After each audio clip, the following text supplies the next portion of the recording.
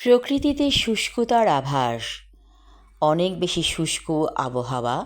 এই সময় আমাদের হাত পা অনেকটাই শুষ্ক থাকছে, তাই নিজেকে সতেজ রাখতে হলে প্রচুর পানি পান করুন এবং যথাসাধ্য ক্রিম, লোশন এগুলো ব্যবহার করুন।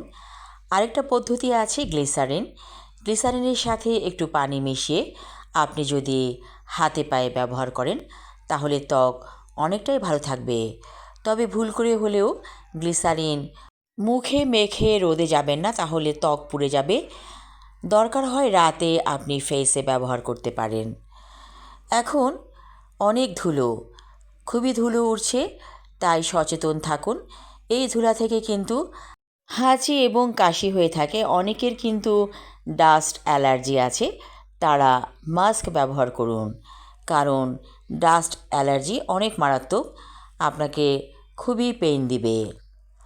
তবে প্রকৃতিতে অনেক একটা ভালো লাগা কাজ করছে। প্রকৃতির মধ্যে একটা অন্যরকম অনুভূতি। সকাল, দুপুর, বিকেল, সন্ধ্যা, রাত, যে কোনো সময়ে একটা অদ্ভুত ভালো লাগা তৈরি হচ্ছে এই সময়টাতে। মনে হচ্ছে শীতকাল যেন একটা রোমান্টিক সিজন, এবং বৃষ্টি নেই, কিছু নেই। যে পোশাকটা পরে আছি সেই পোশাকটা ঘামছে না এবং ভালোই লাগছে। তবে ঘাম কিন্তু শরীরের জন্য ভালো। ঘাম শরীরের রোগ জীবাণু বের করে দেয়। তাই সম্ভব হলে আপনি জগিং করুন, কিছুটা ঘামুন, তাহলে রোগবালাই দূর হয়ে যাবে। সবাই ভালো থাকুন, সুস্থ থাকুন।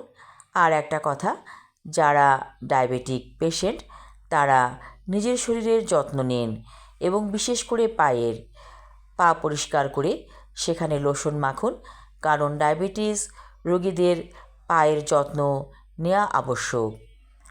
যথাসম্ভব যেই খাবারগুলো নিষেধ সেগুলো খাবেন না, এবং যেই খাবারগুলো ডাক্তাররা খেতে বলবে সেগুলোই গ্রহণ করুন। সবাই ভালো থাকুন, সুস্থ থাকুন, এই শুভকামনা করছি। ধন্যবাদ।